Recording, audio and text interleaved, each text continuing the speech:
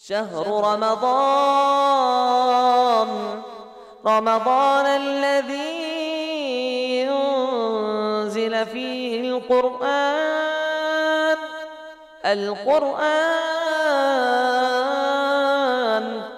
هدى للناس وبينات من الهدى والفرقان۔ قرآن حکیم کے 5ویں پارے کی تفسیر کا خلاصہ پیش کیا جا رہا ہے۔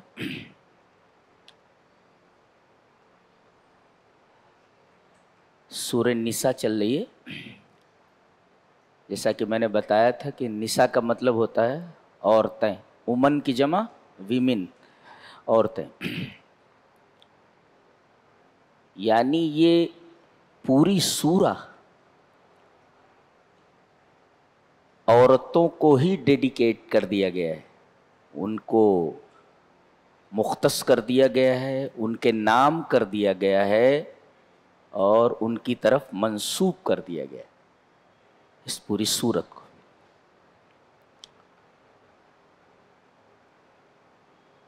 یہ عورتوں کی عظمت اور اسلام میں ان کے انتہائی بلند مقام ہونے کی دلیل ہے۔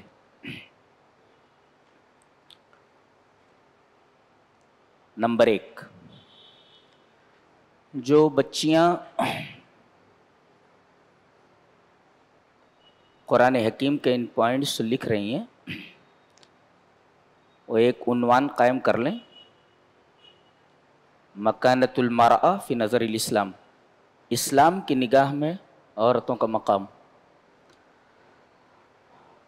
عورتوں کے پہلے مقام کو اللہ نے اس طرح ظاہر فرمایا ہے کہ اس پوری سورہ کو ان کے نام منسوب کر دیا۔ دوسرا پوائنٹ، اس سورہ کریمہ کی ابتدا یا ایھا الناس اتقوا سے کی گئی ہے کہ اے لوگو ڈرو۔ اشارہ اس بات کی طرف ہے کہ عائلی زندگی اور خانگی زندگی میں، خاندانی زندگی میں سب سے زیادہ تقوی کی ضرورت عورتوں کے بارے میں ہے۔ آدمی سب سے زیادہ عورتوں کے بارے میں اللہ سے ڈرے، ان کے بارے میں تقوی اختیار کرے۔ یہ دوسرا پوائنٹ ہے۔ تیسرا پوائنٹ یہ ہے کہ اللہ نے فرمایا کہ آدم کو پیدا کرنے کے بعد ان کی پسلی سے ان کو پیدا کیا گیا ہے۔ یہ اس بات کی دلیل ہے کہ مرد عورت کے بغیر نامکمل ہے اور عورت مرد کی مکملہ ہے اور مرد کی تکمیل کرتی ہے۔ جی، اگلا پوائنٹ اور اگلا نقطہ یہ ہے کہ چونکہ وہ حضرت آدم کی پسلی سے پیدا ہوئی، اور کون سی پسلی؟ یہ اوپر والی، حدیث میں اوپر والی، اور اوپر والی پسلی یہ سب سے زیادہ ٹیڑھی ہوتی ہے، لہذا یہ ہمیشہ ٹیڑھی ہی رہیں گی، لہذا اس پسلی کو سیدھا کرنے کی کوشش نہ کی جائے ورنہ ٹوٹ جائے گی، لہذا ٹیڑھے ٹیڑھے فائدہ اٹھا لو۔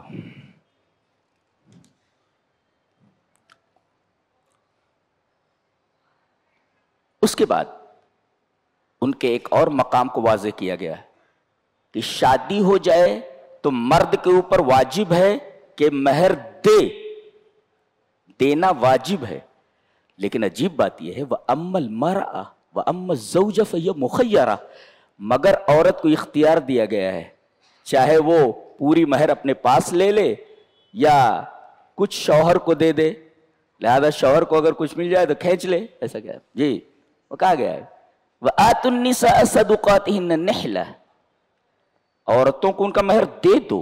دیکھو حکم ہے، یہ دینا واجب ہے اور عورت کو اختیار ہے۔ فَإِن طِبْنَ لَكُمْ عَنْ شَيْءٍ مِّنْهُ نَفْسًا فَكُلُوهُ هَنِيئًا مَرِيئًا، کھینچو اس کو کھا لو۔ اچھا، یہ ان کا ایک مقام بتایا گیا کہ مرد کو دینا واجب ہے لیکن عورت کو اختیار ہے، وہ چاہے پورا اپنے پاس لے لے رکھ لے یا شوہر کو کچھ دے دے. ایک اور مقام ان کا بتایا گیا. زمانے جاہلیت میں عورتوں کو میت کے ترکے سے حصہ نہیں دیا جاتا تھا. اللہ تبارک و تعالی نے ارشاد فرمایا للرجال نصیب مما ترک الوالدان والاقربون، جی کہ مردوں کے لیے ترکے سے حصہ ہے. اچھا پھر جملہ لایا گیا وللنساء نصیب مما ترک للرجال کے بعد للنساء لایا گیا. یعنی جس طریقے سے وراثت میں مردوں کا حصہ مستقل ہے ایسے ہی عورتوں کا حصہ بھی مستقل ہے. لہذا للرجال کے بجائے دوسرا جملہ للنساء سے شروع کیا گیا. جی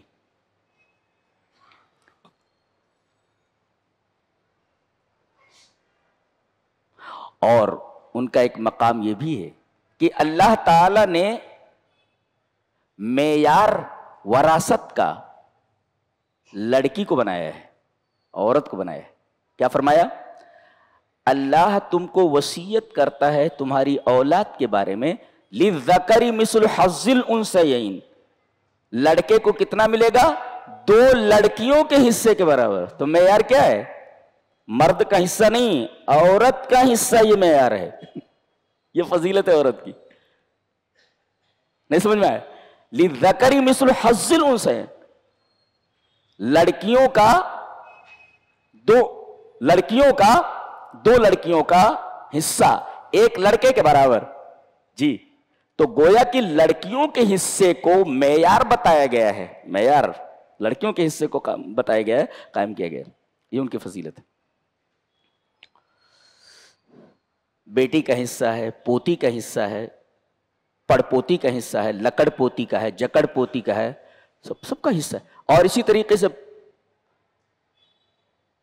بہن کا ہے. اور بہنیں 3 قسم کی ہوتی ہیں. ایک اخت لام ہوتی ہے، ماں شریک بہن. ایک ہوتی ہے اخت شقیقہ سگی بہن. ایک ہوتی ہے اخت لاب باپ شریک بہن. تو اس میں ماں شریک بہن کا بھی حصہ، باپ شریک بہن کا بھی حصہ، سگی بہن کا حصہ، آگے بیوی کا حصہ بتایا گیا. جی بیوی کا حصہ.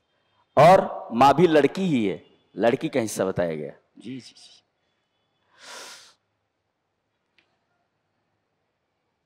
اس کے بعد ایک بہت عجیب و غریب بات کہنے جا رہا ہوں، غور سے سنیں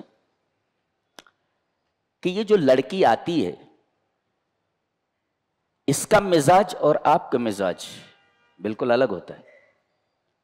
اس کا ماحول جس ماحول سے آئی ہے، آپ کے ہاں جو ماحول ہے اس کے ماحول سے مختلف ہے. جی جی. مزاج مختلف، جگہ مختلف.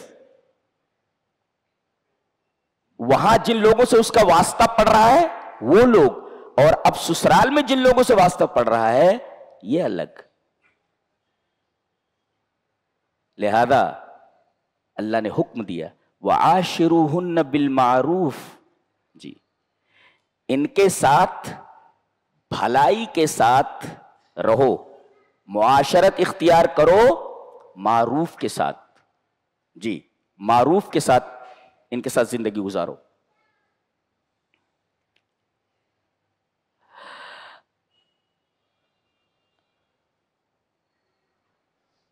چونکہ مزاج الگ ہے لہذا کبھی عورت آپ کے مزاج کے خلاف کوئی حرکت کر سکتی ہے. جی تو آپ سے کہا گیا ہے کہ یہ معاشرت بالمعروف کا تقاضا ہے کہ اس کی اس حرکت پر کوئی خراب ایکشن نہ لیں بلکہ صبر کریں. دیکھیے وَعَاشِرُوهُنَّ بِالْمَعْرُوفِ. معاشرت بالمعروف کا تقاضا یہ ہے کہ عورت سے اگر آپ کے مزاج کے خلاف کوئی بات صادر ہو جائے تو آپ اس پر ایکشن نہ لیں بلکہ آپ صبر کریں. جی یہ معاشرت بالمعروف کا تقاضا ہے. وَعَاشِرُوهُنَّ بِالْمَعْرُوفِ. اچھا اور اگر آپ صبر نہ کر سکیں تو اجازت ہے، آپشن ہے. وَإِنْ أَرَدْتُمُ اسْتِبْدَالَ زَوْجٍ مَّكَانَ زَوْجٍ. بیوی بدل دو، دوسری لے آؤ. پہلے تو حکم ہے کہ صبر کرو، اور صبر کا ایک فائدہ بھی بتایا گیا کہ فَإِنْ كَرِهْتُمُوهُنَّ. اگر عورت کی طرف سے کوئی ایسی بات آ رہی ہے جو آپ کے مزاج کے خلاف ہے تو صبر کرو. وَيَجْعَلَ اللَّهُ فِيهِ خَيْرًا كَثِيرًا. جی ہو سکتا ہے اور یقیناً اللہ تبارک و تعالی آپ کے تعلق سے بہت زیادہ خیر بنانے والا ہے. یعنی عورت کے درستی مزاج پر اگر آپ صبر کریں گے تو اللہ تبارک و تعالی آپ کو یہ ثمرہ عطا کرے گا. کوئی بہترین اچھا لڑکا پیدا ہو جائے, ڈاکٹر بن جائے, بہت بڑا عالم بن جائے, اور آپ کے رزق میں برکت ہونے لگے. تو خیرن کثیرا, دیکھیں خیرن کثیرا, اگر آپ عورت کے خراب مزاج کے اوپر صبر کریں گے تو اللہ فرما رہا ہے وَيَجْعَلُ اللَّهُ خَيْرًا وَيَجْعَلُ اللَّهُ فِيهِ خَيْرًا كَثِيرًا. یہ عورت کی فضیلت کی ایک دلیل ہے. اچھا, اب اگر آپ نہیں رہنا چاہتے, صبر نہیں کر سکتے,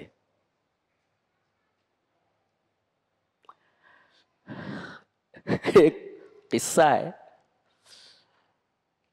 کہ ایک صاحب کو معلوم ہوا کہ فلاں بستی میں ایک بزرگ رہتے ہیں, بڑے اللہ والے ہیں. گئے ملنے کے لیے, پتا چلا جیسے کہ وہ گھر ان کا ہے. گئے, دروازہ کھٹکھٹایا, عورت بولی کون؟ بولے وہ آپ فلاں صاحب کی بیوی ہیں. بولے وہ کہاں گئے ہیں؟ کہا کہ وہ مردہ. گالیاں دینے لگی شوہر کو, گیا ہوگا کہیں ادھر ادھر مر رہا ہوگا. ان کو بڑی حیرت ہوئی کہ ہم جس بزرگ سے ملنے کے لیے آئے ہیں اس کی بیوی اس بزرگ کے بارے میں اس طریقے کے کلمات اپنی زبان سے ادا کر رہی ہے. باہر نکلے, پوچھا کہ وہ بزرگ کہاں ملیں گے؟ کہا کہ وہ جنگل کی طرف گئے کہیں لکڑیاں وکڑیاں کاٹنے کے لیے. جب یہ جنگل میں گھسے تو دیکھا کہ وہ ایک شیر کے اوپر سوار ہو کر کے آ رہے ہیں. کو بڑی حیرت ہوئی. وہ شیر سے اتر گئے اور شیر جنگل میں چلا گیا. یہ آگے بڑھے, سلام کیا, کہا کہ میں ایک عجیب بات دیکھ رہا ہوں. شیر آپ کے قابو میں نہیں ہے, شیر آپ کے قابو میں ہے, مگر بیوی آپ کے قابو میں نہیں ہے. کہا کہ اسی کی اس بدمزاجی پر صبر کرنے کی وجہ سے اللہ تبارک و تعالی نے شیروں کو میرے قابو میں دے دیے. تو وَيَجْعَلُ اللَّهُ فِيهِ خَيْرًا كَثِيرًا. صبر کیجئے, اب اس صبر میں فائدہ ہے, خیر کثیر اللہ تبارک تعالیٰ آپ کو عطا کرو. ایک چیز تو یہ. اور اگر آپ بدلنا چاہتے ہیں, وَإِنْ أَرَسْتُمْ استبدال زوج مکان زوج, ایک بیوی کے جگہ دوسری بیوی لانا چاہتے ہیں, تو دیکھو اگر تم نے ایک پہاڑ اتنا سامان اس کو دے دیا ہے یا مہر دے دیا ہے تو اس سے کچھ مت لو. یہ عورت کا مقام ہے. جو دے چکے ہو اسے واپس مت لینا, چھوڑو لیکن معروف کے ساتھ چھوڑو. اچھا, اس کے بعد جو جملہ ہے بہت پیارا ہے. آگے بتایا گیا اتاخذونہ بہتانا واثما مبینا. یہ کھلا ہوا گناہ. کھلا ہوا گناہ کیسے؟ ایک تو آپ اس سے مال لے رہے ہو, برابر ہے, اور دوسرے اس کے اوپر الزام لگا دے رہے ہو کہ اس کا کیریکٹر ٹھیک نہیں ہے. کھلا ہوا گناہ ہے یہ. عام طور پر آدمی جب اپنی بیوی کو چھوڑتا ہے تو کوئی نہ کوئی لانچھن لگا ہی دیتا ہے, یا ایسی ہے تو ویسی ہے وغیرہ وغیرہ. کہا ایک تو تم اس سے سب کچھ لے رہے ہو جو تم نے دیا ہے, اور دوسرے اس کے اوپر الزام بھی لگا دے رہے ہو اس کے یہ کیریکٹر لیس ہے. تو یہ اس میں مبین ہے, کھلا ہوا گناہ ہے یہ. اچھا, تو کچھ مت لو, یہ عورت کا ایک مقام. اتاخذونہ بہتانا واثما مبینا. اب اللہ تبارک و تعالیٰ فرما رہا ہے کہ جو تم نے اپنی بیوی کو دیا ہے اس کو چھوڑ رہے ہو, تو جتنا دیا ہے اس کو پورا کا پورا لے رہے ہو. کیسے؟ وہ کیفا. کیفا کا مطلب تعجب کے لیے. تعجب ہے, ایک تو تعجب, عورت کو جتنی چیزیں دی گئی ہیں اس کو واپس لے لینے پر تعجب کا اظہار کیا جا رہا ہے اللہ کی طرف سے. کیف, یہ تو بڑی تعجب کی بات ہے. اچھا, ایک مقام عورت کا. कैसे ले सकते हो? कैफ ताखुज़ूनहु वक़द अफ़ज़ा बाज़ुकुम इला बाज़। एक तो जज्बात को अपील किया गया है जी, शौहर के जज्बात को अपील किया गया है, और दूसरे कानून को अपील किया गया है। ये दो अपीलें हैं, एक जज्बाती अपील है और एक कानूनी अपील है। जज्बात को देखो कैसे, गौर से सुन रहे हैं ना, वक़द अफ़ज़ा बाज़ुकुम इला बाज़।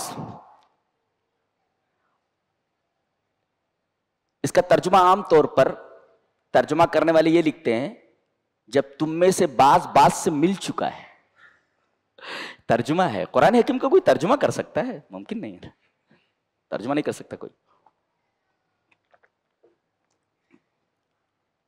पहले देखिए कि जज्बात को किस तरह अपील किया गया। अफ़ज़ा, अफ़ज़ा ये लफ्ज़ फ़ज़ा से मुश्तक़ है। फ़ज़ा, सुन समझाता हूं। ये देखें, एक ग्लास है और ये मेरा हैंडकरचिफ है जी। अब ये खला है, ये बीच में, ये देखिए खाली है जगह, और बिला हाइल, अब ये हाइल है ये बीच में, समझ रहे? फजा किसको कहते हैं? खलाउन बिला हाइलिन, ऐसी खाली जगह जिसमें हायल ना हो कोई। अब आप देख रहे हैं, ये किताब हाइल है, खला। अब इसको हम खींच लेते हैं, इसको, ये खला ही तो है, बराबर है। अल्लाह फरमा रहा है कि खलाउन बगैर हाइलिन, यानी ये एक फजा है और ये एक फजा है। इसमें ये चीज हायल थी, तो अब अफ़ज़ा बाज़ुकुम इला बाज़, एक फजा दूसरे फजा से मिल गया इसे, यह है वक़द अफ़ज़ा बाज़ुकुम इला बाज़ चीज, यह है। अब अगर बीच से ये चीज हट जाए तो एक फजा दूसरी फजा से मिल जाएगी जी, एक फजा दूसरी फजा से। ऐसे कर लो, ऐसे तो यहां भी फजा कर लो, ये इतनी फजा है यहां और ये इतनी फजा है यहां, खाली जगह है ये, बराबर है। अब उसके बाद ये पूरी फजा औरत है और ये पूरी फजा जो खाली जगह है ये मर्द है। इसमें एक चीज हायल है, हम इसको हटा लेते हैं। ये पूरी की पूरी फजा मिल गई आकर के, और ये पूरी फजा जब मिली, इस तरह मिली है कि आप ये नहीं कह सकते कि कौन कौन है। मैंने एक फारसी की तफसीर में पढ़ा, लिखते हैं कि हर दो चीजें के दर ज़र्फ़े चुना मखलूत शमंद के नतवा आहारा अज जुदा हमदीद, यानी दो चीजें एक बर्तन में इस तरह मिल जाएं कि उन दोनों में से किसी एक को न देखा जा सके, दोनों एक हो जाएं, दोनों एक हो जाएं। जी जी, औरत और मर्द के इस लतीफ ताल्लुक को फजा से ताबीर करना, ये इतना हसीन उस्लूब है कि आप दुनिया के तमाम असालीब को देख लीजिए, औरत और मर्द के दरमियान इस लतीफ ताल्लुक को इतने हसीन अंदाज में बयान किया हुआ आप कहीं नहीं पाएंगे। अल्लाह तबारक व तआला के इस अंदाज तकल्लुम के ऊपर मेरी जान कुर्बान और तमाम मोमिनों की जान कुर्बान और कायनात के तमाम लिखने वालों के मुख्तलिफ असालीब इसके ऊपर कुर्बान। अल्लाह अकबर, कितना पाक है अल्लाह तबारक व तआला का तर्ज तकल्लुम। एक सबसे ज्यादा लतीफ ताल्लुक और गहरा और बारीक ताल्लुक शौहर और बीवी का होता है। जी जी जी जी, इतने गहरे और नाजुक और लतीफ ताल्लुक को इतने हसीन अंदाज में बयान करना मुमकिन नहीं है। ये एक फजा है, ये जी जी, ये फजा है ये जी, और ये भी एक फजा है, खाली जगह है ये जी। अब हटा दीजिए इसको, वो भी कपड़े भी उतर जाते हैं ना इनके, इसके भी कपड़े उतरे हुए हैं और इसके भी कपड़े उतरे हैं जी। अब इसको हटा लिया गया, अब दोनों एक हो गए हो। कहते नहीं एक जान दो कालब, इसको कहते हैं फजा। ये देखो, ये खाली जगह है ना, ये बीच में हायल है, ये किताब हायल है, लेकिन ये फजा तो है ना, खाली जगह, और ये खाली जगह है। अब इसको अगर हटा लें, अब इसकी वजह से ये लग रहा है कि ये अलग फजा है, और ये हैलुलत की वजह से ये लग रहा है ये अलग फजा है। लेकिन अगर इसको दरमियान से हटा लिया जाए, खलाउम बगैर हायलिन, तो आप कह सकते हैं कौन सी फजा कहां है جی ایسے ہی اللہ تبارک و تعالیٰ نے لفظ فضا استعمال فرمایا ہے جو انتہائی حسین اسلوب ہے، داد نہیں دی جا سکتی. جی اللہ نے فرمایا وَقَدْ أَفْضَى بَعْضُكُمْ إِلَى بَعْضٍ، تم اتنے گہرے تعلق سے گزر چکے ہو، اتنے گہرے تعلق سے کہ دونوں ایک ہو چکے ہو کہ فیصلہ نہیں کیا جا سکتا، دیکھا نہیں جا سکتا کہ کون کون ہے، دونوں ایک ہو گئے ہو. جی اس کے بعد بھی تم اس سے سب کچھ لے لے رہے ہو. گویا کہ یہ اس کے اوپر ہی ظلم نہیں، تمہارے اوپر بھی ظلم ہے، اس لیے کہ تم دونوں مل کر تو ایک ہی ہو گئے ہو نا، ایک ہی فضا ہو گئی ہے. جی وقد افضى بعضكم الى بعض. بات سمجھ میں آ رہی ہے؟ کتنا حسین پیرایا ہے بیان کرنے کا، اس سے حسین پیرایا ہو ہی نہیں سکتا اس لطیف تعلق کو بیان کرنے کے لیے.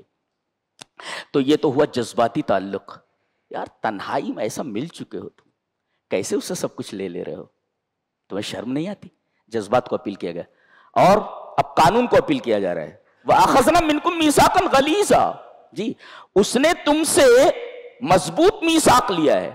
میثاق کا مطلب ہوتا ہے پکا وعدہ، وثق کا مطلب ہوتا ہے مضبوطی، وثیق مضبوط، اور غلیظ کا مطلب ہوتا ہے الثوب الذی یعسر شقہ، ایسا کپڑا جس کا پھاڑنا مشکل ہو. تو اب دیکھو ایک تو میثاق ہے، وہ مضبوط عہد، جبکہ نکاح ایک عقد ہے، لیکن اللہ تبارک و تعالی نے اس عقد کو میثاق سے تعبیر کیا ہے. جی یعنی ایک مضبوط بندھن ہے، اور ایسا مضبوط بندھن جو غلیظ ہے. غلیظ کا مطلب بہت ہی موٹا، جیسے ایک موٹا کپڑا ہوتا ہے اس کو پھاڑنا مشکل ہوتا ہے، ایسے ہی عورت اور مرد کا جو تعلق ہے یہ میثاق غلیظ ہے، اسے آسانی سے توڑا نہیں جا سکتا. تو ایک تو عورت کی یہ فضیلت ہے کہ اس کے لیے اللہ تبارک و تعالی نے اتنا حسین اسلوب استعمال فرمایا جذبات کو اپیل کرنے کے لیے، اور اس کے بعد قانونی اپیل کی گئی میثاق غلیظ لا کر کے. یہ عورت کے انتہائی بلند ہونے کی دلیل ہے. اس کے بعد عورت کے ایک مقام کو اس طرح بھی واضح کیا گیا کہ باپ اگر کسی عورت سے نکاح کر لے تو وہ بیٹے کے اوپر ہمیشہ کے لیے حرام ہو جاتی ہے. مثلا باپ کی 2 بیویاں ہیں، بچہ ایک بیوی سے پیدا ہو رہا ہے لیکن دوسری بیوی سے وہ پیدا نہیں ہو رہا ہے. زمانے جاہلیت میں کیا ہوتا تھا، بیٹا اس عورت سے نکاح کر لیتا تھا جو باپ کی بیوی ہوتی تھی. منع کر دیا گیا کہ جو باپ کے بستر پر رہ چکی ہو وہ تمہارے بستر پر نہیں آ سکتی.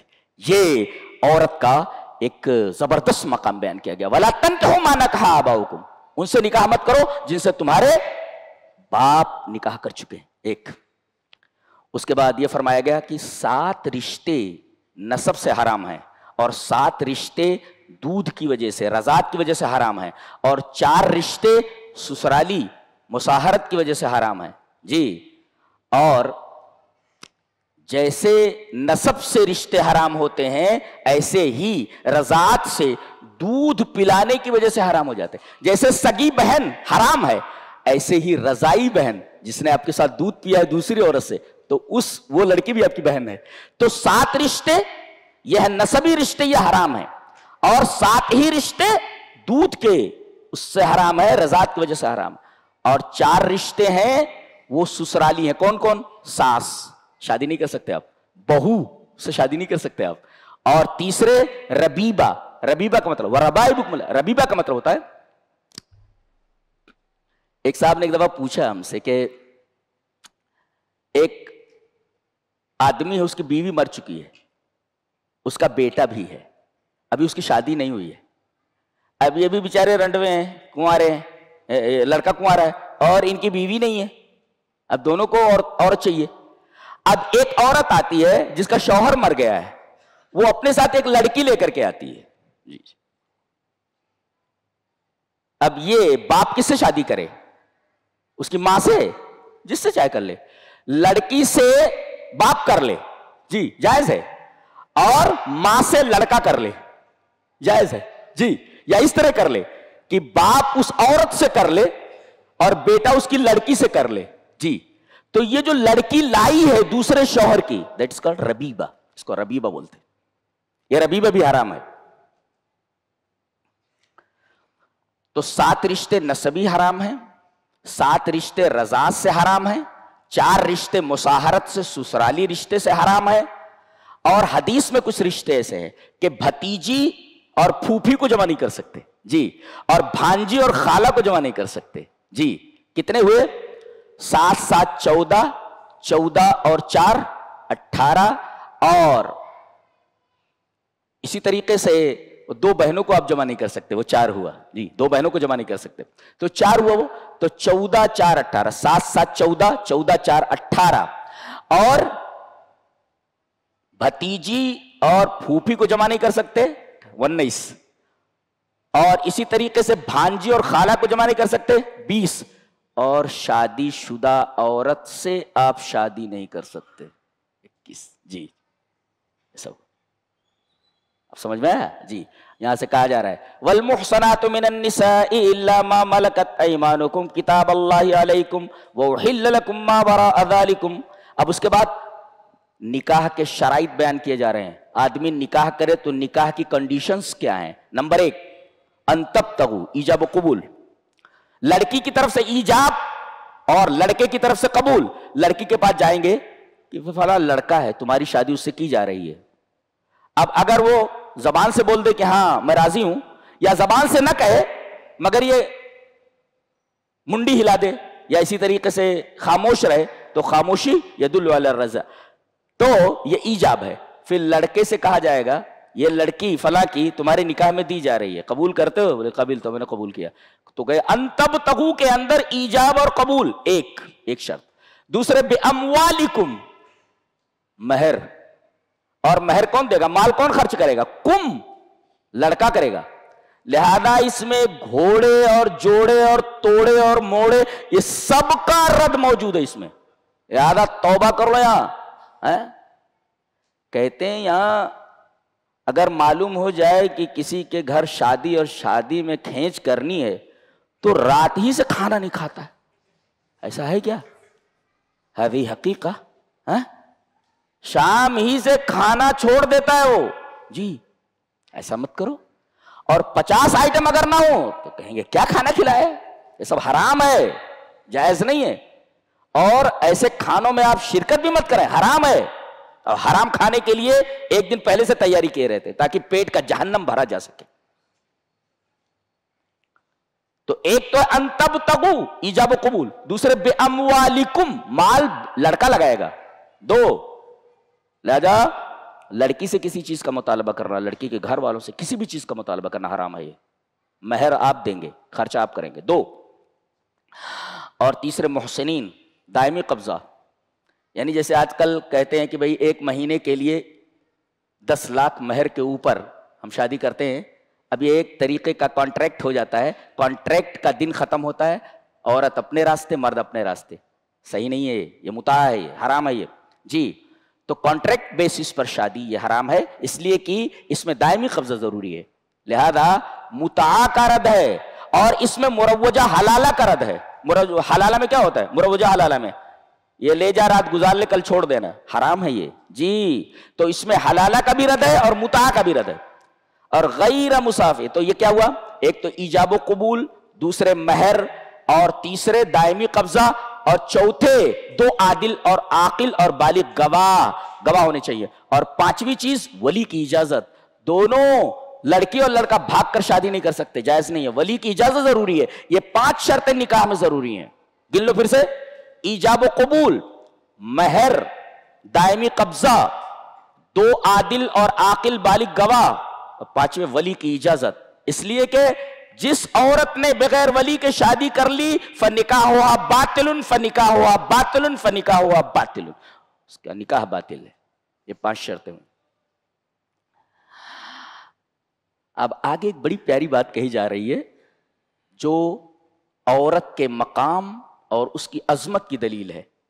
پہلے آدمی لونڈیاں رکھتا تھا، خرید لاتا تھا، جیسے سامان خرید کر لاتے ہیں، اور بغیر نکاح کے اس کے ساتھ وہی سب کچھ جائز ہوتا تھا جو بیوی کے ساتھ ہوتا ہے۔ خرید کر لے آتے تھے، 20 25 50 کوئی بھی رکھ سکتا ہے، جتنا آدمی کے پاس پیسہ اتنی عورتیں لے کر آ جائے، یہ سب لونڈیاں ہوتی تھی۔ اب چونکہ وہ دور ختم ہو چکا ہے تو کہا گیا کہ اگر شادی نہیں کر سکتے ہو تو لونڈی سے شادی کر لو. لونڈی سے. اس وقت لونڈی سے شادی کرنا ایک آر سمجھا جاتا تھا. ہماری غلام خرید کر آئی, اب اس کون شادی کرے گا جی. کہا گیا لونڈی سے شادی کر لو. اب لونڈی کا آقا ہوتا تھا, آقا, بھائی میری لونڈی ہے, میں خرید کر لایا ہوں جی. اب کوئی اس سے شادی کرنا چاہ رہا ہے. اب دیکھو کیا بات کہی جا رہی ہے, عظمت کی دلیل. فَانْكِحُوهُنَّ بِإِذْنِ أَهْلِهِنَّ, ایسی لونڈیوں کی شادی کرا دو, کر دو ان کے اہل سے اجازت لے کر. اہل نہیں کہنا چاہیے تھا, یہاں سید کہنا چاہیے تھا. آقا, آقا, آقا کو کیا کہتے, سید کہتے, اہل نہیں کہتے. یہاں آقا کو اہل کہا گیا ہے تاکہ لونڈی کے اوپر رحمت کرے, رحم کرے اور اس کے جذبات کی رعایت کرے. یعنی آقا کو اس کا اہل کہا گیا ہے. یہ عورت کا مقام ہے. دیکھیے تو جی, سید کے بجائے اہل کہا گیا ہے کہ آقا نہیں بلکہ اس کے اہل میں سے ہے, اس کے گھر کا آدمی ہے, تاکہ اس کے رحم کو مہمیز ملے اور اس طریقے سے وہ اس کے جذبات کی رعایت کرے. تو سیدہن نہ لا کر کے بے اہلہن کہنا در حقیقت عورت کی عظمت کی دلیل ہے. اچھا, عورتیں 3 طریقے کی ہوتی ہیں یہ بتایا گیا. ایک ہوتی محسنات, ایک ہوتی مصافحات, ایک ہوتی متخذات اخدان. ترجمہ اس کے کر لیں, گھر والی, باہر والی, کوٹھے والی, یہ 3 ہو گئے. محسنات العفائف, محسنات العفائف, گھر والی, بیچاری بیٹھی ہوئی ہے گھر میں اپنی آبرو اور سب کچھ بچا کر کے. اور ولا متخذات اخدان, المتخذات اصدقاء فی السر, بوائے فرینڈ, یعنی خفیہ طور پر کسی عورت کو رکھنا, رکھیل جس کو بولتے. 2 اور تیسرے کوٹھا. محسنات العفائف, گھر والی. متخذات اخدان, باہر والی جو چپکے سے رکھا ہوا ہے. اور تیسرے مصافحات الزمانی المعلنات, کوٹھے والی. تو گھر والی, باہر والی, کوٹھے والی. اللہ تبارک و تعالیٰ نے تینوں کا ذکر فرمایا ہے یہاں پہ. اور اللہ نے یہ فرمایا کہ بوائے فرینڈ وغیرہ مت بناؤ. کیوں؟ اس لیے کہ اللہ نے یہ کہا کہ اے بنات آدم, آدم کی بیٹیوں, انتن غالیات, تم بہت قیمتی ہو. یو آر ویری پریشس, تم بڑی ہی قیمتی ہو. تم اگر بوائے فرینڈ بنا لیتی ہو اور وہ غیر ذمہ دار ہے, لاہی ہے, غافل ہے, تو ستشعر بالاحباط اذا ترکہا, اگر لڑکی کو اس نے چھوڑ دیا, گرل فرینڈ کو, تو لڑکی احباط کا احساس کریے. احباط مینس فرسٹریشن. تو تم تو بڑی ہی قیمتی ہو. اگر کوئی ایسا لڑکا مل گیا جو غیر ذمہ دار ہے, تم کو اپنے محبت کے جھانسے میں پھنسا کر کے اگر بعد میں تمہیں چھوڑ دے تو تم کہیں فرسٹریشن میں مبتلا نہ ہو جاؤ, اور اللہ کے ہاں تم بڑی قیمتی ہو. اللہ اکبر. اور اللہ معاشرے میں تم کو ایک ذمہ دارانہ زندگی بسر کرنے کی تاکید کرتا ہے. کتنی بڑی بات ہے. اللہ, عورتیں کتنی قیمتی ہیں اللہ کے نزدیک. دیکھ رہے ہیں آپ, یہ عورت کی عظمت کی دلیل ہے. بے اہلہن کہا گیا, بے سیدہن نہیں کہا گیا. عورت کی عظمت کی دلیل. اور یہاں کہا گیا بوائے فرینڈ مت بناؤ, اس لیے کہ اگر اس نے چھوڑ دیا تو تم فرسٹریشن کا شکار ہو جاؤ گے. تم بہت قیمتی ہو اللہ کے نزدیک. یہ عورت کی عظمت کی ایک شاندار دلیل ہے بھی.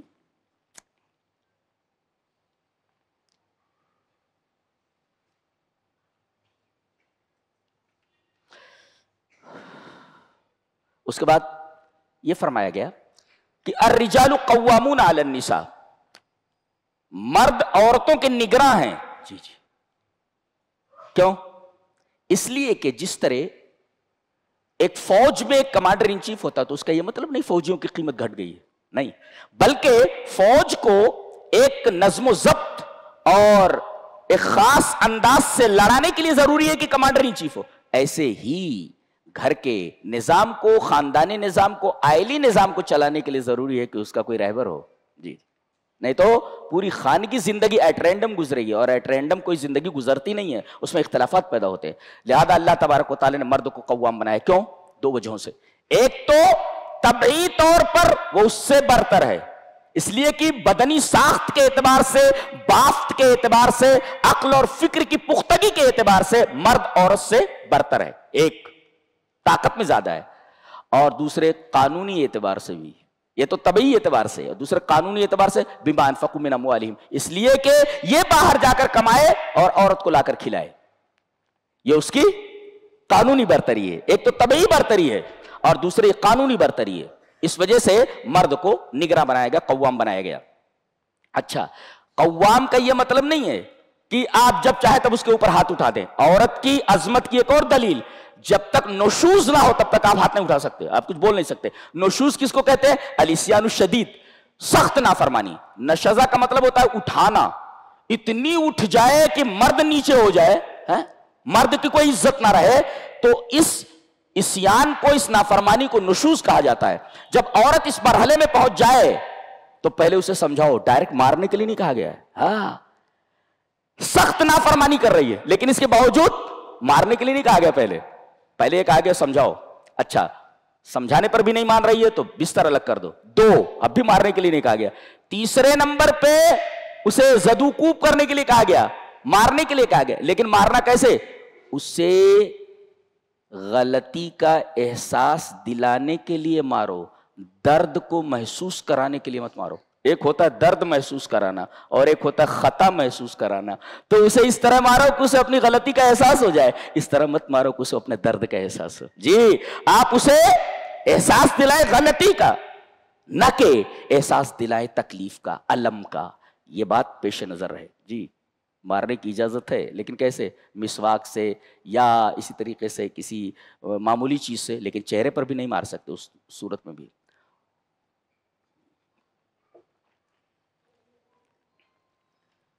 عورت کی ذمہ داری بتائی گئی، اور اگر یہ دو ذمہ داری نبھا دے، دو ذمہ داریاں، تو نیک ہے وہ. فالصالحات قانتات حافظات للغیب بما حفظ اللہ. نیک عورتیں وہ ہیں جو اپنے شوہر کی فرما برداری کرتی ہیں، ایک، اور دوسرے اس کی غیر موجودگی میں اپنی آبرو اور شوہر کے مال کی حفاظت کرتی ہیں. اگر یہ دونوں صفتیں کسی عورت کے اندر موجود ہوں تو فالصالحات، نیک ہے عورت. جی، اس کے بعد اللہ تبارک و تعالیٰ نے ارشاد فرمایا وَاعْبُدُوا اللَّهَ. 11 احکام پر یہ آیت مشتمل ہے. 11 حقوق بیان کیے گئے. اللہ کا حق پہلے، اس کے بعد ماں باپ کا حق ہے، اس کے بعد رشتہ داروں کا ہے، پھر یتیموں کا ہے، پھر مسکینوں کا ہے، پھر قریبی پڑوسی ہے، پھر دور کا پڑوسی ہے، پھر بیوی ہے یا بازو میں بیٹھنے والا آدمی ہے، اور پھر مسافر ہے، اور تمہارے نوکر ہیں یا تمہاری لونڈیاں. 11 احکامات بنے، 11 کے حقوق بیان کیے گئے ہیں کہ ان سب حقوق کو پیش نظر رکھا جائے. اس کے بعد اللہ تبارک و تعالیٰ نے یہ فرمایا کہ آدمی کہیں ایسی جگہ پر ہے جہاں پانی نہیں ہے تو آدمی تیمم بنا کر کے نماز پڑھ لے. تیمم کا طریقہ کیا ہے؟ پہلے نیت کرے. جی، نیت ہوگی ایک، اس کے بعد پاک مٹی ہو، سعیدن طیبہ، پاک مٹی ہو وہ لائے، اور اس کے بعد یہ ایسے اس طریقے سے ایک ضربہ مارے، ایک ضربہ کرے، ایسے ایک مرتبہ مارے، ایسے. 2 ہو گیا، ایک تو نیت اور دوسرے ایک ضربہ پاک مٹی کے اوپر. تیسرے نمبر پہ پھونکے اس کو، برابر ہے، یہ تیسرے نمبر. پھر اس کے بعد اس کو چہرے کے اوپر پھیر لے، پھر اس کے بعد بائیں ہاتھ کو اس طریقے سے یہاں کر لے اور اس کو ایسے کر لے. آپ کا تیمم ہو چکا. جی، آپ کا تیمم ہو چکا. اللہ تبارک تعالیٰ نے فرمایا فَلَمْ تَجِدُوا مَاءً فَتَيَمَّمُوا صَعِيدًا طَيِّبًا فَامْسَحُوا بِوُجُوهِكُمْ وَأَيْدِيكُمْ. پانی نہ پاؤ تو پاک مٹی استعمال کر لو.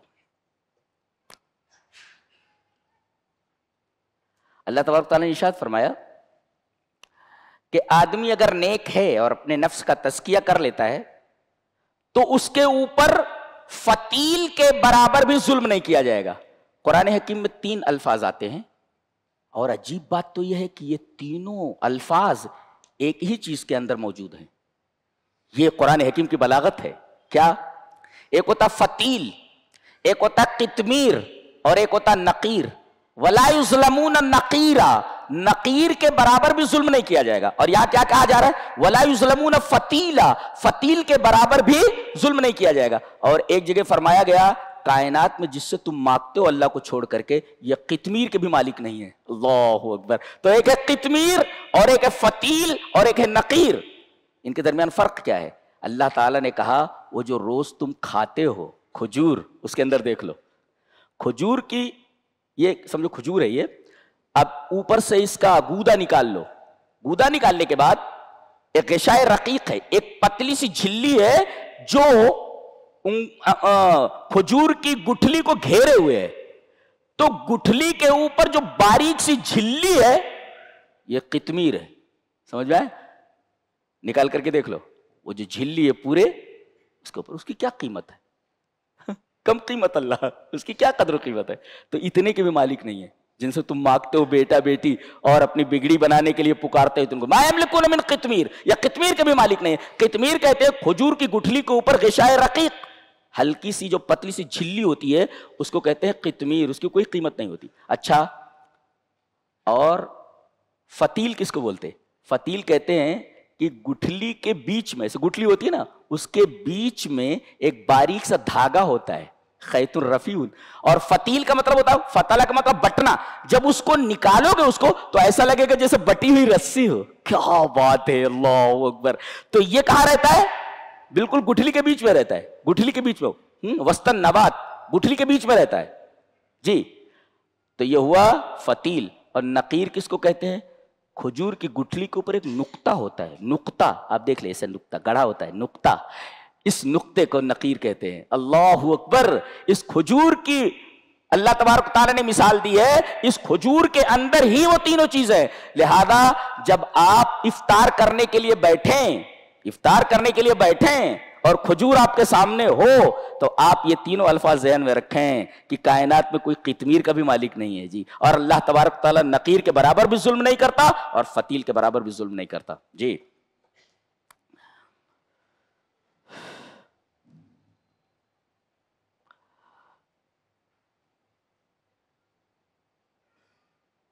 فرمایا جا رہا ہے کہ جنتی جنت میں جب داخل ہو جائیں گے تو ان کو پاک عورتیں ملیں گی، لہم فیہا ازواج مطہرہ، اس کی تشریح گزر چکی ہے، وَنُدْخِلُهُمْ ظِلًّا ظَلِيلًا، اور ہم ان کو ایسا سایہ دیں گے جو سایہ دار ہوگا۔ سایہ تو خود سایہ دار ہوتا ہے، اب سایہ کا بھی سایہ ہو، سایہ سایہ دار ہو، کتنی عجیب بات ہے، اس کو دیکھا جا سکتا ہے کیا؟ بڑی عجیب بات ہے، سائنسداں اس کے اوپر غور کریں۔ وَنُدْخِلُهُمْ ظِلًّا ظَلِيلًا، ایسا سایہ جو سایہ دار ہوگا۔ دنیا میں ایسا ہوتا ہے کہ کہیں آدمی کھڑا رہے اور سائے کے نیچے ہو تو چونکہ اس سائے کا تعلق سورج کی روشنی سے ہے جی، کبھی کبھی ایسا ہوتا ہے کہ یہ سایہ ہٹ جاتا ہے سورج کے گھومنے کی وجہ سے، حرکت کرنے کی وجہ سے، اس کے بعد آدمی گرمی میں آ جاتا ہے، حر میں آ جاتا ہے، سائے سے ہٹ کر گرمی میں آ جاتا ہے۔ اللہ فرما رہا ہے کہ ہماری جنت کے اندر سورج نہیں ہے جی، لہذا جو سایہ ہم نے عطا کر دیا ہے وہ سایہ کبھی گرمی میں تبدیل نہیں ہوگا، اور یہ سایہ بھی سایہ دار ہے، ہم اس کی تشریح نہیں کر سکتے، سایہ بھی سایہ دار ہو، بہت عجیب بات ہے، ظلًا ظلیلا، ایسا سایہ جو سایہ دار ہو، بہت عجیب و غریب بات ہے۔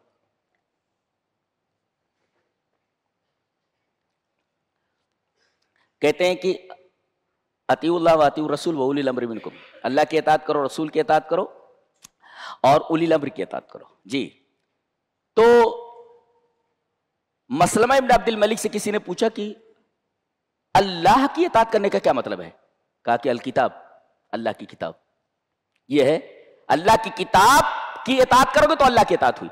کہا کہ وَأَيْنَ الرَّسُولُ، کہا کہ جب تک زندہ ہے رسول تب تک وہاں جا کر کے پوچھو، اور جب رسول اس دنیا سے چلے گئے تو السنہ، تو أَيْنَ الرَّسُولُ، کہا السنہ، سنت۔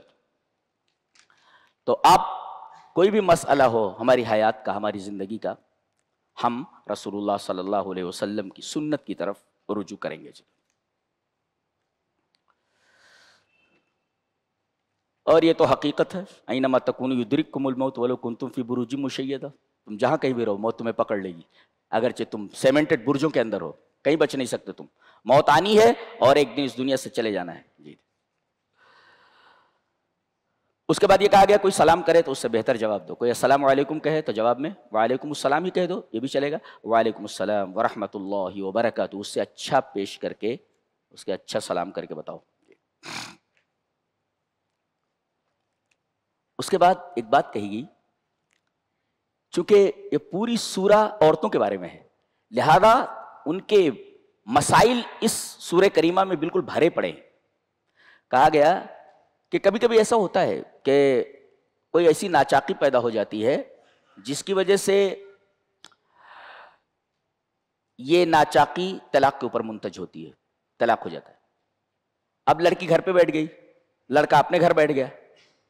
اب لڑکی کے ماں باپ یہ کہیں کہ یہ تو بڑا ظلم ہمارے اوپر ہوا، لڑکی گھر پہ بیٹھ گئی ہے، یہ ہمارے ساتھ ناانصافی ہوئی ہے۔ اللہ فرما رہا ہے ایسا مت سوچو، وَإِن يَتَفَرَّقَا يُغْنِ اللَّهُ كُلًّا مِن سَعَتِهِ، اگر دونوں میں تفریق ہو گئی ہے، دونوں اپنے اپنے گھر چلے گئے، تو اللہ تبارک و تعالی اپنی وسعت سے، وہ واسع الرزق ہے، اپنی وسعت سے تمہیں غنی کر دے گا۔ دیکھو دو باتیں، ایک تو تم غنی ہو جاؤ گے، ایک، اور دوسرے اللہ تمہیں وسعت رزق سے نوازے گا، تمہارا رزق بڑھ جائے گا، تو خوش ہونا چاہیے نا، اللہ اکبر، خوش ہونا چاہیے۔ وَإِن يَتَفَرَّقَا يُغْنِ اللَّهُ كُلًّا مِن سَعَتِهِ فَالزَّوْجُ يَجِدُ الزَّوْجَ وَالزَّوْجَةُ تَجِدُ الزَّوْجَ، لڑکی کو لڑکا مل جائے گا، لڑکے کو لڑکی مل جائے گی، اور اللہ تبارک و تعالیٰ نے وعدہ فرمایا ہے کہ ایسا اگر ہو جائے تو تم غم مت کرو، لڑکے کو لڑکی مل جائے گی، لڑکی کو لڑکا مل، اور اللہ تبارک و تعالیٰ غنی بھی کر دے گا اور تمہاری رزق کے اندر وسعت بھی پیدا کر دے گا۔ لہذا اگر اس طریقے کی کوئی بات ہو گئی ہو خانگی زندگی کے اندر تو ہمیں گھبرانے کی ضرورت نہیں ہے، لڑکے والوں کو بھی اور لڑکی والوں کو بھی۔ جی اللہ تبارک و تعالیٰ نے اس کا حل بتا دیا ہے، یہ معاملہ اللہ کے اوپر چھوڑ دیجئے، اللہ تبارک و تعالیٰ سارا معاملہ حل کر دے گا۔ جی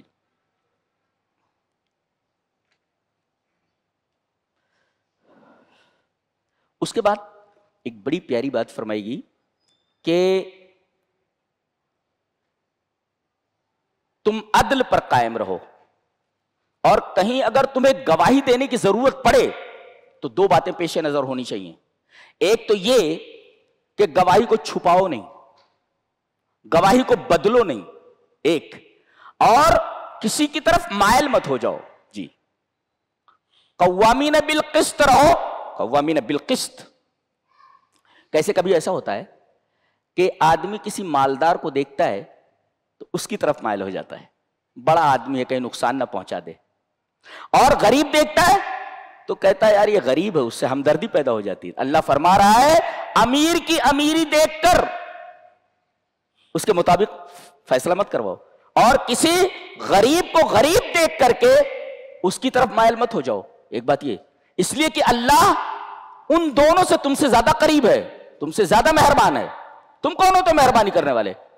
تو گواہی کے معاملے میں امیر کی امیری نہ دیکھی جائے اور غریب کی غریبی نہ دیکھی جائے، کیونکہ اللہ فرما رہا ہے کہ ہم تم سے زیادہ ان دونوں پر مہربان ہیں، تمہارا کام یہ ہے کہ تم سچی گواہی دو، مائل مت ہو، اور دوسرے کی گواہی مت چھپاؤ۔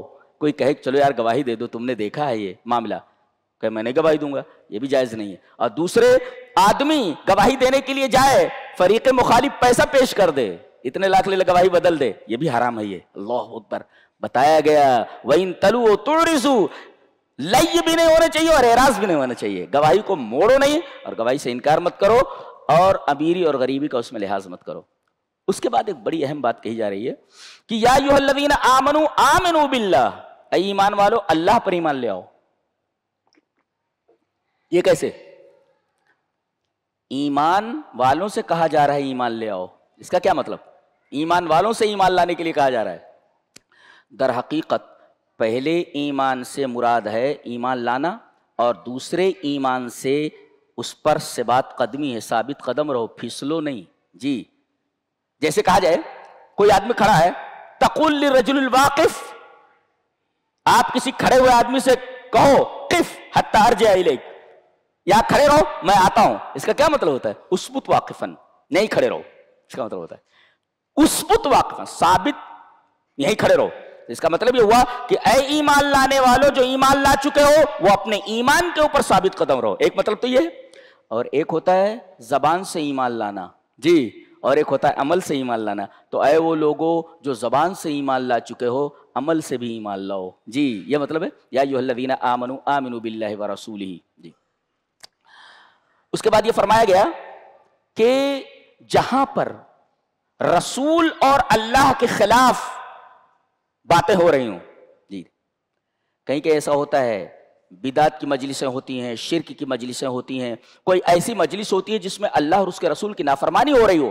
کہا جا رہا ہے کہ ایسی مجلسوں میں جہاں بدعات اور خرافات نظر آ رہی ہوں, جہاں پر شرکیات کا مظاہرہ کیا جا رہا ہو, اور ایسی مجلسیں جہاں اللہ اور اس کے رسول کے قانون کو توڑا جا رہا ہو, مخلوط وہاں پر مجلسیں ہوں, عورتیں اور مرد دونوں بے پردہ اور بے حجابانہ وہاں موجود ہوں, تو ایسی جگہوں پر جانا درست نہیں ہے, جائز نہیں ہے. ایسی جگہوں پر مت جاؤ. فرمایا گیا وَقَدْ نَزَّلَ عَلَيْكُمْ فِي الْكِتَابِ أَنْ إِذَا سَمِعْتُمْ آيَاتِ اللَّهِ يُكْفَرُ بِهَا وَيُسْتَهْزَأُ بِهَا, جہاں اللہ کے قوانین کا مذاق اڑایا جا رہا ہو, اس کا انکار کیا جا رہا ہو, فَلَا تَقْعُدُوا مَعَهُمْ. اس سے یہ پتہ چلا, ایک نقطہ اور بھی ملا کہ کچھ کتابیں ایسی ہوتی ہیں کہ اگر شریعت پر گہری نظر نہیں ہے, قرآن و حدیث پر, لڑکا گمراہ ہو سکتا ہے. لہذا ملحدین کی کتابیں نہ پڑھی جائیں, ایتھیسٹ کی کتابیں نہ پڑھی جائیں. جب تک آدمی کا ایمان پختہ نہ ہو, جب تک آدمی کا عقیدہ پختہ نہ ہو, تب تک ایسے رائٹرز کی کتابیں نہ پڑھی جائیں جو الہاد کو دعوت دیتے ہیں. یہی آیت کریمہ سے ثابت ہے. اس کے بعد یہ کہا گیا کہ منافقین اللہ کو دھوکہ دے رہے ہیں اور وہ ان کو دھوکہ دینے والا ہے. اللہ کا دھوکہ کیا مطلب ہے؟ اللہ دھوکے کا, ایک مفسر اس کی تفسیر میں لکھتا ہے کہ یہاں یہ زبان سے اسلام کا اظہار کر رہے ہیں, اور اب زبان سے, عمل سے, اور اندر ان کا کفر چھپا ہوا ہے. جی تو جب پلسرات پر آئیں گے یہ کون؟ منافقین. مومنوں کو تو نور دے دیا جائے گا, وہ جا رہے ہیں اپنے اپنے عمل کے مطابق, ان کا نور بڑا ہے, کسی کا اتنا ہے, کسی کا اور زیادہ ہے, کسی کا اور زیادہ ہے, اسی اعتبار سے اپنے نور کی روشنی میں, اس لیے کہ پورا پلسرات تاریک ہے, تو وہاں پر نور اور روشنی کی ضرورت ہے, اور آدمی کو اپنے عمل کے اعتبار سے وہاں روشنی ملے گی, اس کی روشنی میں وہ اتنی تیزی سے آگے بڑھے گا. جی یہ جب پلسرات کے پاس آئیں گے منافقین ان کو نور دے دیا جائے گا, لیجئے نور لیجئے, اور جیسے تھوڑا آگے بڑھیں گے طفی نورہم, ان کا نور بجھ جائے گا. اے اندھیرے میں کھڑے ہیں حیران و پریشان. یہ دھوکہ ہے, جی اللہ کی طرف سے ان کے لیے سزا ہے. ان المنافقین یخادعون اللہ وهو خادعهم, منافقین اللہ کو دھوکہ دے رہے ہیں, ان قریب اللہ کی طرف سے دھوکہ ان کو ملنے والا ہے, پانے والے ہیں. اور ان کی ایک حرکت بتائی گئی کہ نماز تو پڑھتے ہیں یہ, لیکن ایک حرکت ہے ان کی, کیا؟ وَإِذَا قَامُوا إِلَى الصَّلَاةِ قَامُوا كُسَالَىٰ, یہ جب کھڑے ہوتے ہیں نماز میں تو بالکل کسل مندی کے ساتھ کھڑے ہوتے ہیں, جیسے لگتا ہے ان کے اوپر پہاڑ رکھا ہوا ہو کہ کب نماز ختم ہو کب بھاگیں. جیسے آتے نا, بعد میں آتے ہو سب سے پہلے جاتے, تو کب نماز ختم ہو, کب قاری صاحب قرات ختم کریں, اسے مصیبت سمجھتے ہیں, اس مصیبت سے کب چھٹکارا ملتا ہے. کہتے ہیں کہ وَإِذَا قَامُوا إِلَى الصَّلَاةِ قَامُوا كُسَالَىٰ, جب کھڑے ہوتے ہیں تو کسل مندی کے ساتھ کھڑے ہوتے ہیں. جب یہ چیز نفاق ہے, نماز میں کسل مندی کے ساتھ کھڑے ہونا جب نفاق ہے, تو جو کوئی نماز نہیں پڑھتا اس کا کیا حال ہے؟ کم سے کم یہ تو نماز پڑھ رہے ہیں نا. ان کے بارے میں کہا گیا یہ منافق ہے. تو جو لوگ نماز سرے سے پڑھتے کھڑے ہی نہیں ہوتے, تو کھڑے ہیں نا یہ, وَإِذَا قَامُوا, جب یہ کھڑے ہوتے ہیں تو کسل مندی کے ساتھ کھڑے ہوتے کہ کب نماز ختم ہو کب بھاگیں. اور جو سرے سے کھڑے ہی نہیں ہوتے, وہ اندازہ لگائیے اللہ تبارک تعالیٰ ان کے ساتھ کیا معاملہ کرنے والا ہے. جی اور دوسری صفت ان کی ہے کہ یہ جو کچھ کر رہے ہیں یراؤن الناس, لوگوں کو دکھانے کے لیے, یہ اللہ کی محبت میں نماز نہیں پڑھ رہے ہیں. پتہ یہ چلا کہ کوئی بھی عبادت ریاکاری کے ساتھ نہ کی جائے. اور دوسرے ولا یذکرون اللہ الا قلیلا, اور یہ اللہ کا ذکر بہت کم کرتے ہیں. اس کا مطلب اللہ کا ذکر بہت کرنا چاہیے. منافقین جلدی جلدی 2 رکعت 4 رکعت الٹی سیدھی پڑھ کر کے بھاگ لیتے ہیں. یہ در حقیقت منافقین کی علامت ہے, اس لیے کہ یہاں ذکر قلیل ہے, ولا یذکرون اللہ الا قلیلا. اس کے بعد فرمایا جا رہا ہے ان المنافقین فی الدرک الاسفل من النار. ایک مفسر لکھتا ہے کہ النار درکات والجنت درجات, یہ جنت جو ہے اس کے درجے ہیں اور جہنم کے درکات ہیں. یعنی جو اسٹیپس ہوتے ہیں جہنم کی طرف ان کو درکات کہا جاتا ہے, وہ نیچے کی طرف اسٹیپس جاتے ہیں. اسٹیپس ہے نا 1 2 3 4 5 سیڑھیاں ہیں اور سیڑھیوں کے اسٹیپس ہیں. تو درکات کیا ہوتے ہیں؟ نیچے کی طرف جاتے ہیں, اور درجات کیا ہوتے ہیں؟ اوپر کی طرف. اس کا مطلب جنت اوپر ہے جہنم نیچے ہے. جی ان المنافقین فی الدرک الاسفل من النار, النار درکات والجنت درجات. آدمی بلندی کی طرف جائے گا جب جنت میں داخل ہونا ہوگا, منافقین کہاں جائیں گے؟ نیچے کی طرف. اس لیے کہ درکات کہتے ہیں نیچے کی طرف جانے والی سیڑھیوں کو. جی ان المنافقین فی الدرک الاسفل من النار. اس کے بعد اللہ فرما رہا ہے ما یفعل اللہ بعذابکم ان شکرتم وآمنتم وکان اللہ شاکرا علیما. اگر تم دو چیزیں رکھو، ایک اللہ تبارک و تعالیٰ کا شکر ادا کرنا اور دوسرے ایمان، تو اللہ تبارک و تعالیٰ کو کیا پڑی ہے کہ تمہیں عذاب دے. اس کا مطلب ہے کہ اگر اللہ کے عذاب سے بچنا ہے تو اللہ کے شکر کو لازم پکڑا جائے اور ایمان کے اوپر مضبوطی سے جمے رہنا چاہیے. یہ رہا 5ویں پارے کا خلاصہ. اللہ تبارک و تعالیٰ ہمیں نیک عمل اور اچھی سمجھ کی توفیق عطا فرمائے. وآخر دعوانا الحمدللہ رب العالمین.